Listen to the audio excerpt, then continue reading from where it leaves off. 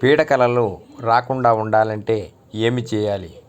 ప్రపంచమంతా నేడు చాలా వేగంగా ముందుకు కదులుతుంది.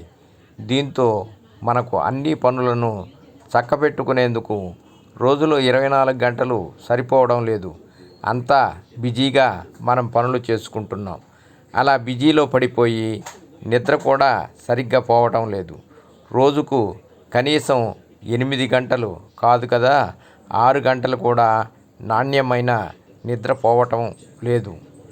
పని ఒత్తిడి, అనారోగ్య సమస్యల కారణంగా చాలామందిని నిద్రలేమి ఇబ్బందులకు గురి చేస్తుంది.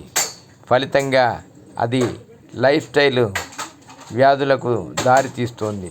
అయితే కింద మేము చెప్పిన పలు సూచనలు పాటిస్తే దాంతో నిద్ర చక్కగా పోవచ్చు.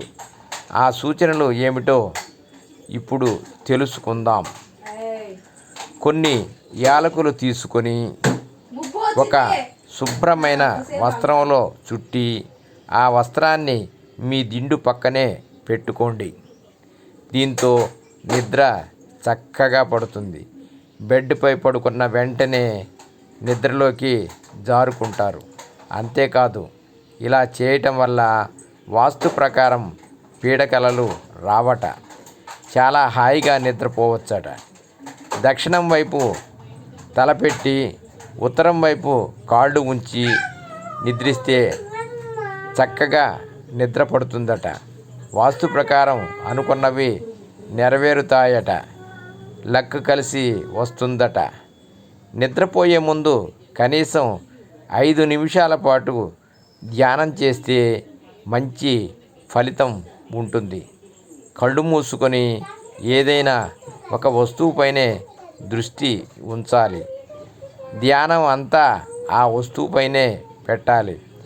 మనస్సులోకి ఎలాంటి ఇతర ఆలోచనలను రానివ్వరాదు.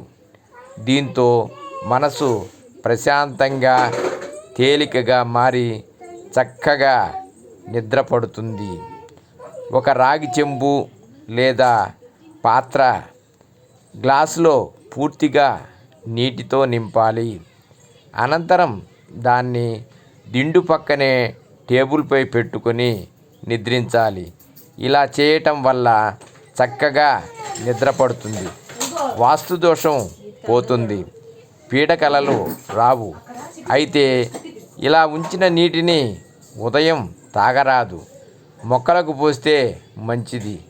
నిద్రించే బెడ్ పక్కనే చెప్పులు, బూట్లను వదలరాదు. అలాగే వాటిని పెట్టే ర్యాక్స్ను కూడా బెడ్ నుంచి దూరంగా ఉంచాలి. వాటిని బెడ్ పక్కనే పెట్టరాదు. పెడితే నెగిటివ్ ఎనర్జీ ప్రసారం అవుతుంది. అది వాస్తు దోషాన్ని కలగజేయటమే కాదు, నిద్రకు భంగం కలిగిస్తుంది. పీడకలలు వస్తాయి. సర్వే జనా సుఖినో భవంతు.